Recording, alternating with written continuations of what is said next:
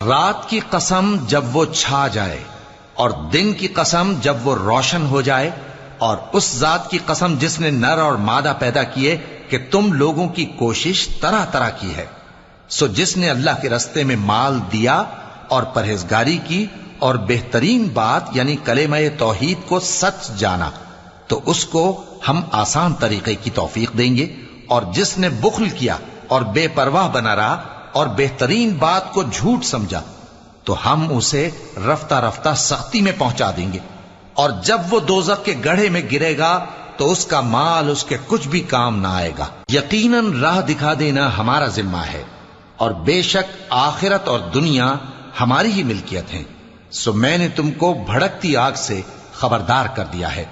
اس میں وہی داخل ہوگا جو بڑا بدبخت ہے، جس نے جھٹلایا اور منہ پھیرا، اور جو بڑا پرہیزگار ہے وہ اس سے